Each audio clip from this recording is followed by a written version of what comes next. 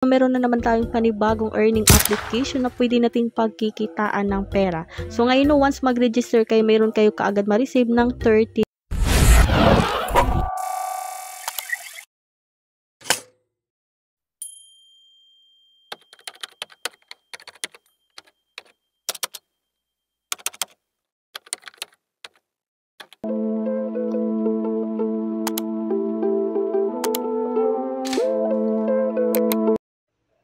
Hello, what's up mga lods? So meron na naman tayong panibagong earning application na pwede nating pagkikitaan ng pera.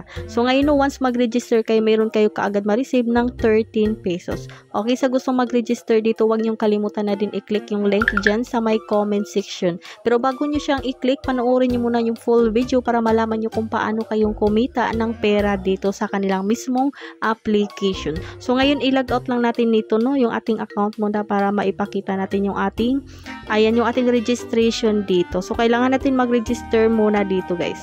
Okay, so ito yung ating Bus OL Limited. So, ito yung registration form. Kailangan lang natin ilagay yung ating phone number, password, nickname. Meron din tayo dito yung ating referral. So, andyan, automatic na yung ng may referral code tayo. Once nag-click na tayo sa ating link dyan sa my comment section. So, i-click nyo lang din yung send dito para makareceive kayo ng ating SMS OTP code, no?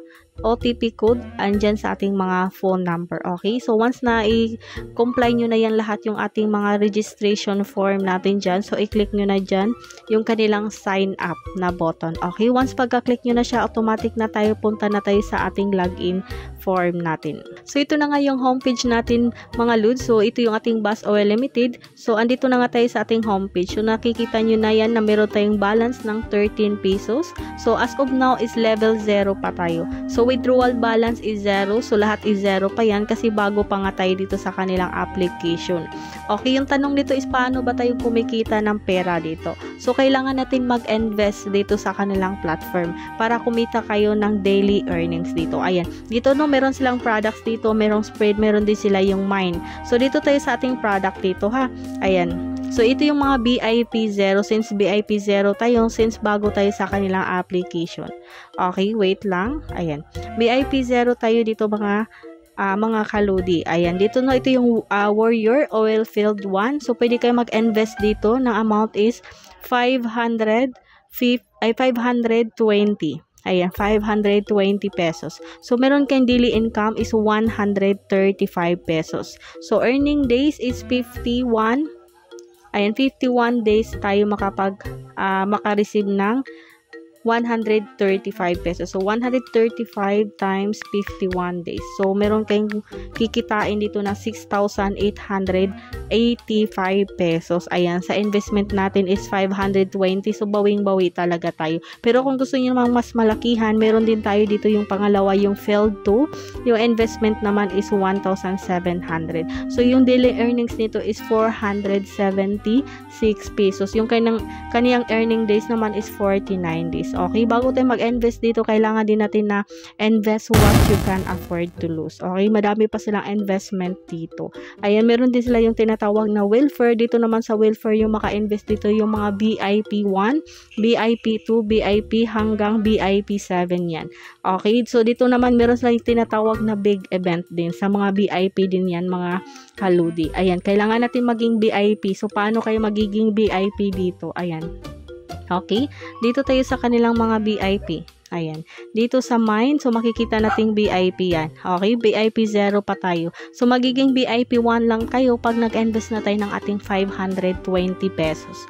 Andito naman sa BIP 2, pag nakapag-invest kayo ng 5,700 hanggang BIP, ayan, hanggang BIP 7 tayo. BIP 7, makapag-invest kayo, malaki naman dito yung BIP 7. So, hindi natin mag-invest ng ganyang kalakihan. So, doon lang talaga tayo mag-stick sa invest what you can afford to lose. Okay? Yung tanong nito is magkano naman yung kanilang minimum withdrawal. Okay? So, dito naman tayo sa kanilang mine.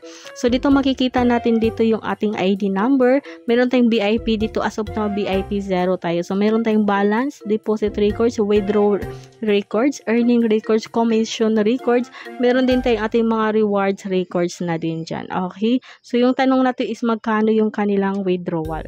Okay, so dito na nga no, bago tayo mag-withdraw, kailangan natin pumunta dito sa ating homepage, andito sa may ibaba, dito sa Wonderful Activities, kailangan lang natin maglagay ng card natin. So, ito yung card natin, ito yung ating withdrawal account natin. Ayan, kailangan natin mag-fill up dyan para once mag-withdraw na kayo, automatic na dyan mapupunta yung ating mga withdrawal account, yung mga withdrawal na pera natin dyan. Okay, i-fill up nyo lang yung ating bank card holder. So, kailangan lang natin maglagay ng bank card holder. Tapos naman yung ating enter bank account. Ito yung ating GCash number, ha. So, ayan na nga, nakapaglagay na ako ng aking card number at saka yung aking card or holder name natin. Ayan. So, make sure lang double check yung ating card number para hindi tayo magkamali, para talagang ma-receive natin yung ating mga withdrawal natin dito. Okay, next na natin yan. So, kailangan din natin maglagay ng trade password. I think paglagay nyo ng trade password pagka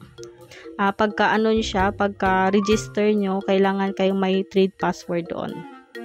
Okay, so tingnan natin, confirm lang natin yung ating trade password. Ayan, success na tayo So, ayan, successful na nga tayo nakapaglagay ng ating card number.